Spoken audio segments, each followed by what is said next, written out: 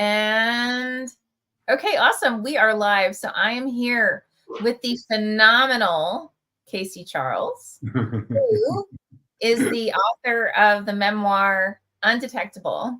So Undetectable is a story of love, loss, and viral loads, a memoir of long-term survival with HIV.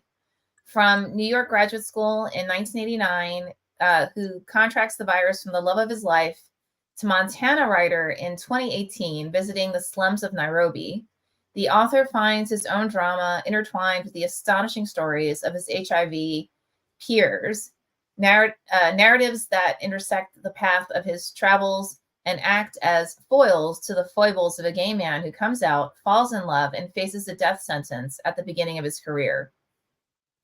In his fight for drugs, friends, and support, Charles learns the power of linking self to others as he confronts stigma, heartbreak, and fear with a visceral resilience. By discovering the power of community, Undetectable explores a generation of long-term HIV survivors who have lived to tell the story of an AIDS pandemic and now in its 5th decade without a cure or a vaccine. And a little bit about Casey. As a lawyer, activist, and professor of English at the University of Montana, he focused primarily on LGBTQ rights and representation. His first book, The Sharon Kowalski Case, Lesbian and Gay Rights on Trial, part of the famous American Trial series out of Kansas, became a finalist for a Publishing Triangle Award of 2003. A book of essays on queer law of film appeared in 2012. A book of poems, Controlled Burn, was recognized as one of Missoula's Independent's best books of the year in 2017, and 2 poetry volumes have since been published. I mean, this man knows how to write. Let's just face this right now, okay? And I mean, honestly, I could go on, and I was honored to be Casey's editor for this phenomenal memoir. And before we start the interview, I want to first put out there, I mean, it really is fantastic. And I'm not just saying this because I was the editor.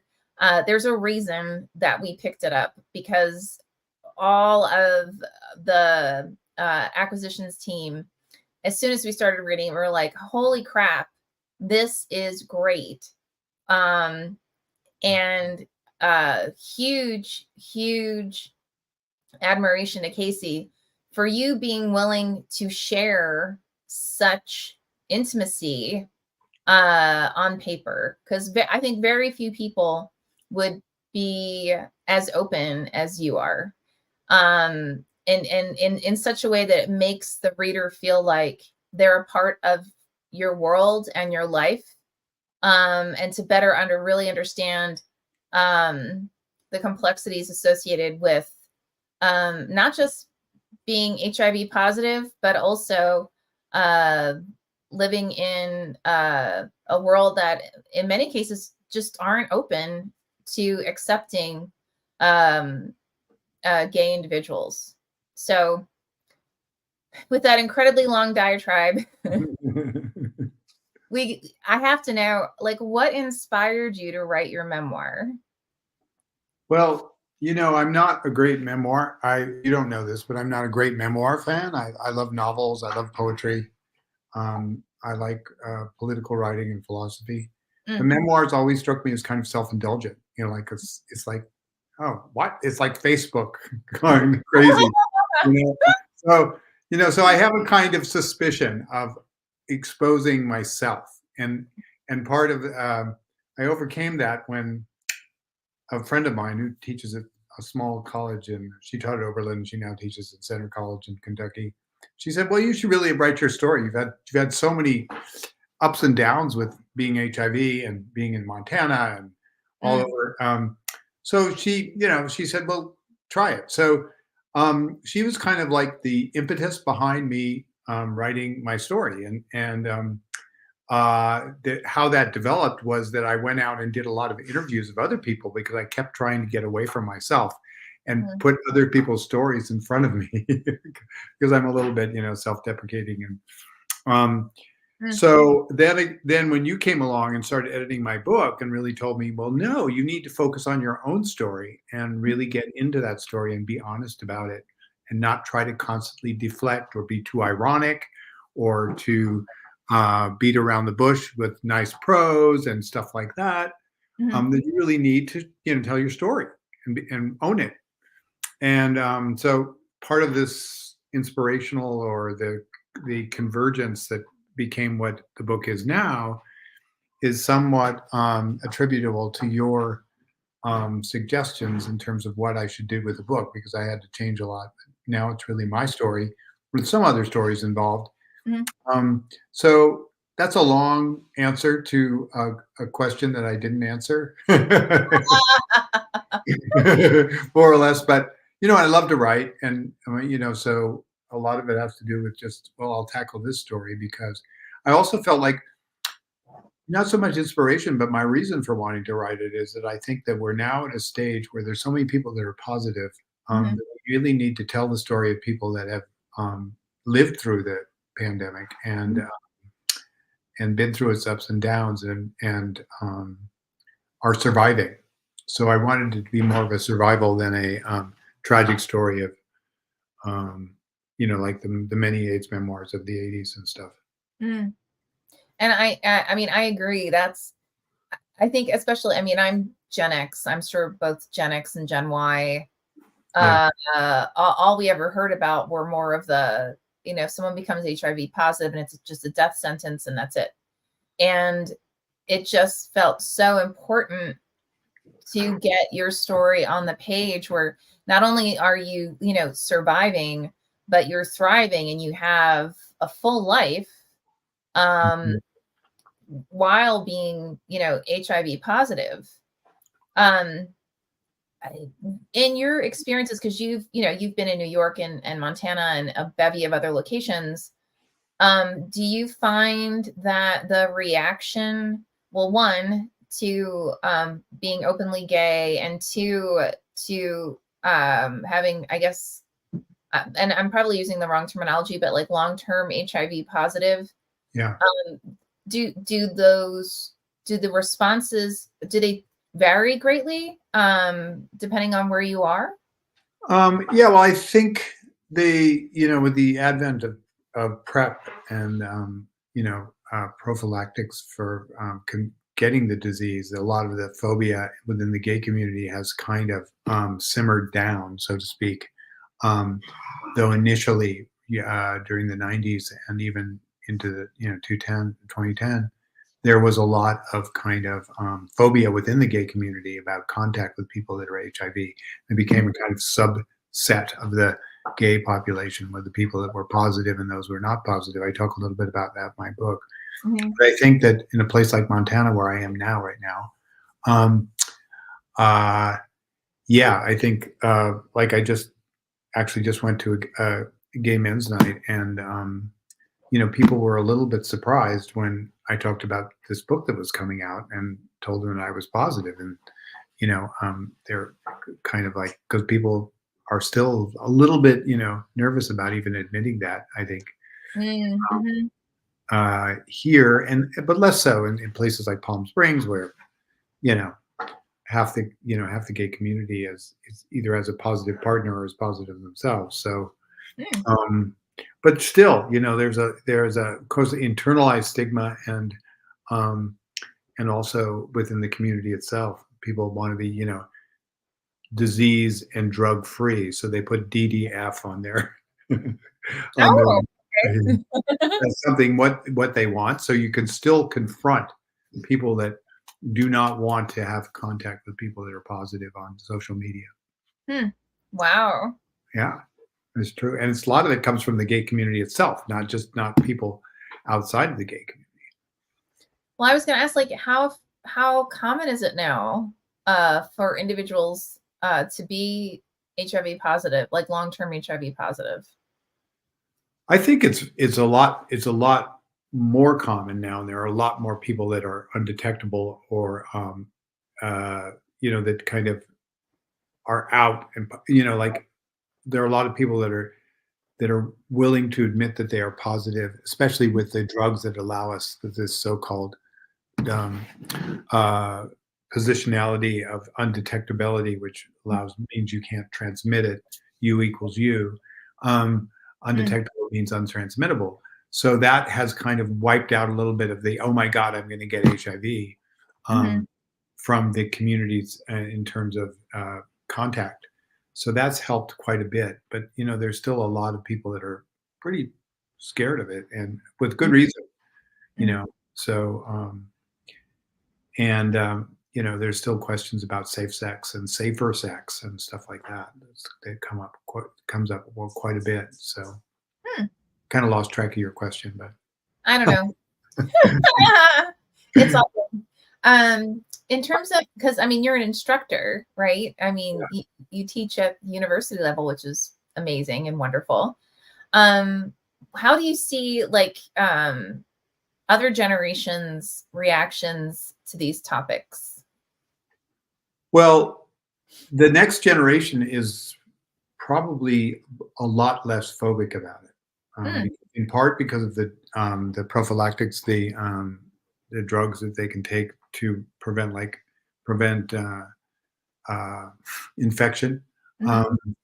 So they get and they're more used to HIV being a long-term disease that's been not so much popularized, but made known to them. So they're writing it out in a lot more comfortable way, I think, which is kind of,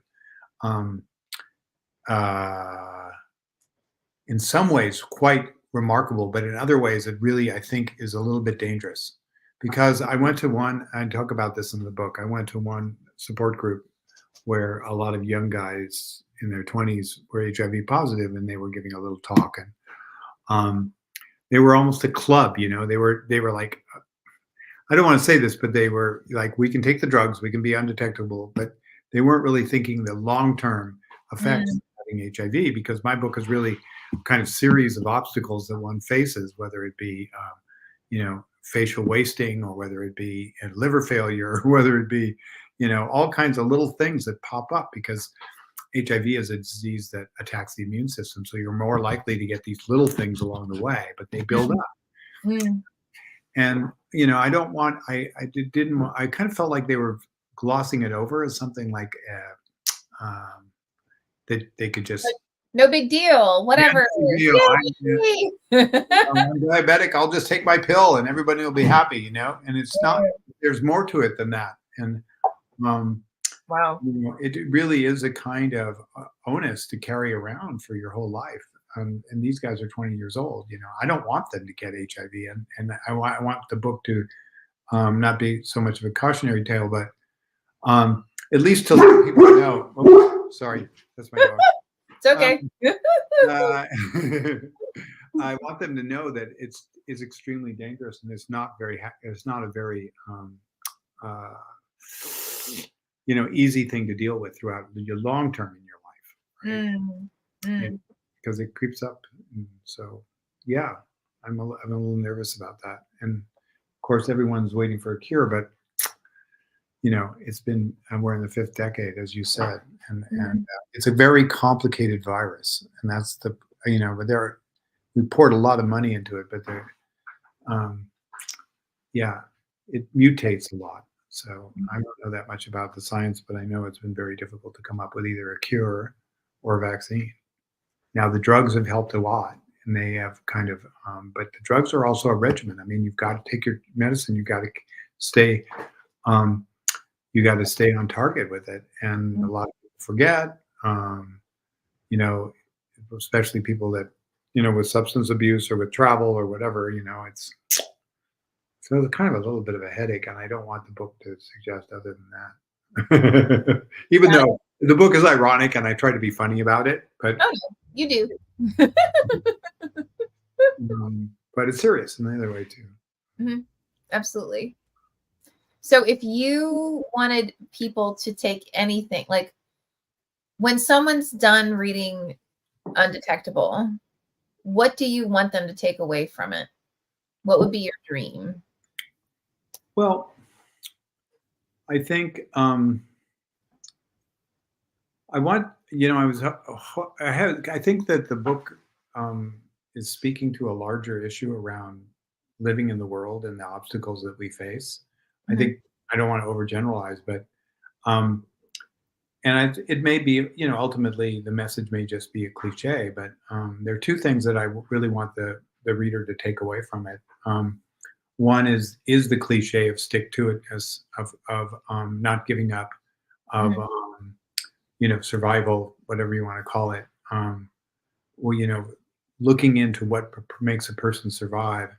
Um, and in that regard, I'm really interested in people having a kind of visceral desire to live.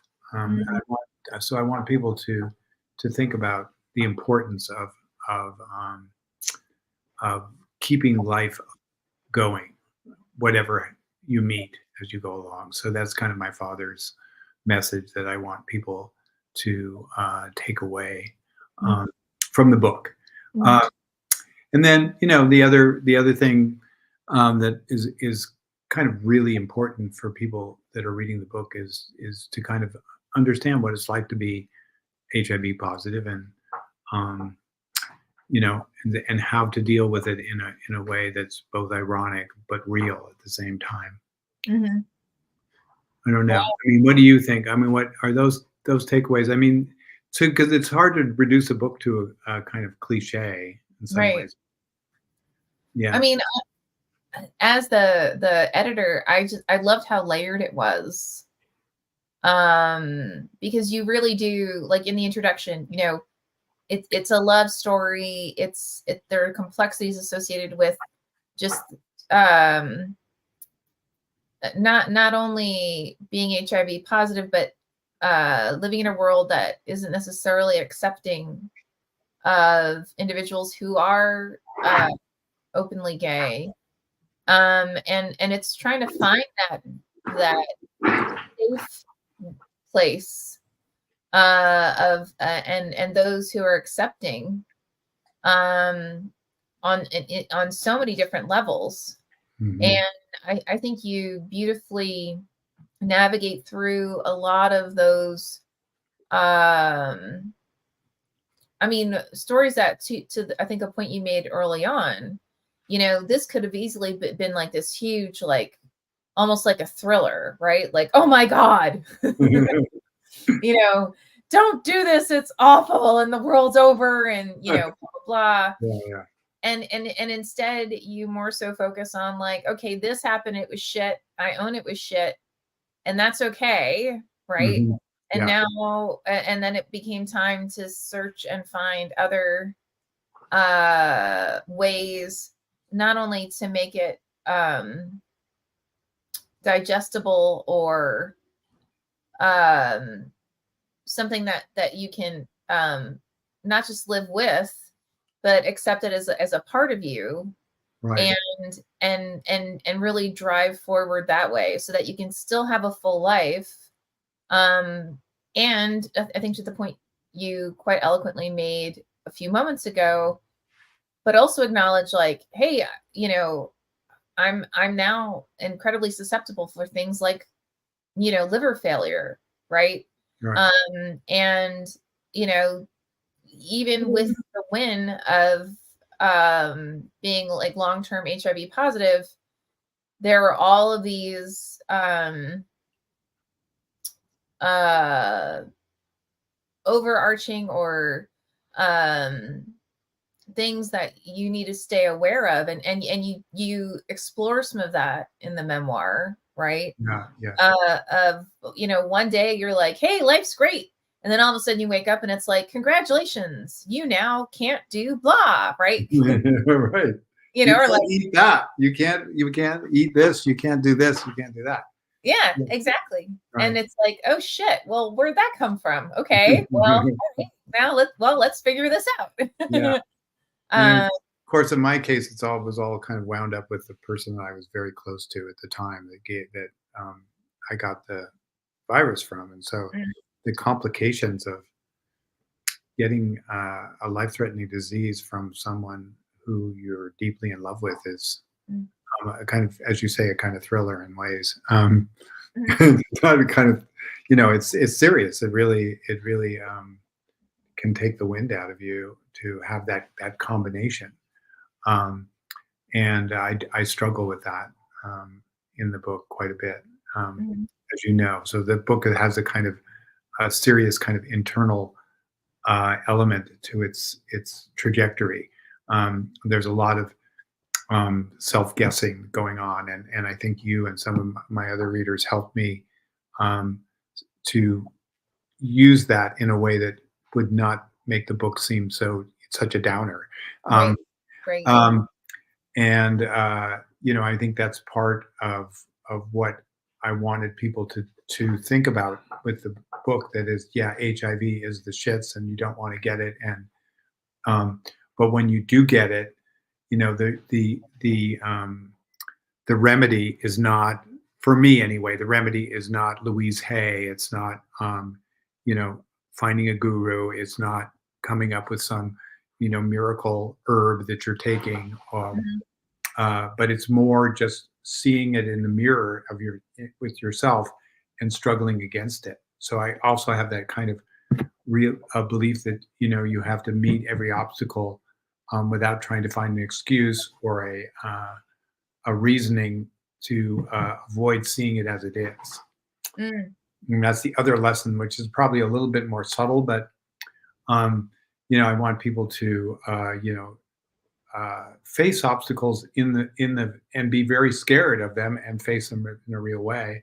Mm. And also, as you say, try to learn something from them. Like, I never would have gotten involved in ACT UP Western New York. I wasn't an activist or anything. I never would have done I never would have gone to Kenya and India and done interviews. And none of that would have happened. I was in Kenya, I was taking a poetry workshop. And Mm. then I just realized, I started reading about Kenya being one of like the fifth highest incident of HIV in the world. And I was Wow. going, what am I doing here?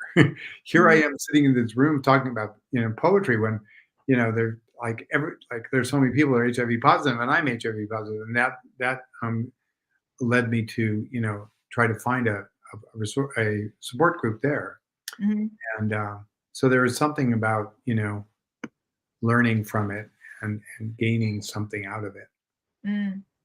that the That book wants to explore as well. that was beautifully, beautifully said. Oh, thank So, you. Yeah, yeah. uh, Um, go ahead. but that's kind of like I was reading over it before we got on air, and I was going, "Boy, there's a lot of sex in this book." It's not overt sex, just so you know. This isn't erotica. Yeah, it's not. But I mean, it's not over. It's not too much, but it's. You're right. It's brutally honest in a lot of ways, and Mhm. I didn't. I wanted to talk about those kinds of things because HIV is a sexually transmitted disease. I mean, you can also get it from intravenous drug use, and of course, Mhm. and children, babies can get it and stuff like that. So, but on the other hand, for the majority of people, it is a sexually transmitted disease. So you want to avoid talking about sex and talk about it just as possible. Yeah, I yeah, think so. I hope you know. And then also, I want the book to be ironic and funny and sarcastic, which is kind of reflects my character, you. me. Well, So I mean, you know. that's what a memoir is about, I guess. And I hope it doesn't, as not off-putting. I think it's a little pretentious with the vocabulary sometimes. I think you helped me a little bit toning that down. Mm. Um, but I think there's some really humorous parts too. Um, I'm hoping that it's not too over the top. No, I think it well reflects uh, as a memoir should. Yeah, So, yeah. Uh, and s- Go ahead. Sorry. and there's also there's a as you said at the beginning, I'm a writer by Mhm. nature. I mean, that's the way I express myself or have for my whole life. So I really am interested in sentence level kind of stuff and making interesting sentences. And I cut some of them down and tried to put in some shorter sentences. But I'm really kind of um, enamored with the 19th century novel. So Mhm. I mean, Love it. I don't ascribe. I don't want to be Henry James, but you know, but I do love the writing, the complicated writing of the 19th century, and you know, even Proust or somebody like that, and that Mhm. is you know, in the Raymond Carver era that we live in, is less popular. So I Mm. also have to thank my editors, including you, for making me see that, and you know, make it the thing, make it real. Don't hide behind big words and funny tropes about Shakespeare and stuff Mhm. like Which that. is fun, and it can be a lovely, safe place. Yeah, it can. It Yeah. can. You're right. You're Mhm. right. And that's, I think, where we had some interaction, which was really interesting in terms of writing the book and me learning about how to tell my story without hiding behind the facade of, you know, uh, a Renaissance scholar or whatever you Mm. want to call Yeah, and I think you got there. it. We Good. Yeah. Thanks. beautifully, beautifully. So, Yeah. It is um, it's a struggle. so with that, I want to thank you. And if anyone, so this is available on YouTube, Twitter, Facebook, Instagram, LinkedIn, and it will be on TikTok, which probably horrifies your anti-social media internal self. For those who are watching, it could be the recording or live. Go to Casey's website. I put it in the chat. And again, looking forward to getting this out into the public in May. Thank you Yeah. so much for sharing your story. Yeah. And yeah, have a fantastic day, evening, afternoon. All So right. Okay, Lisa. Great awesome. to talk to you. Thank you very much. Same as always. All Always. right. We'll be in touch. See you later. Thanks. Bye.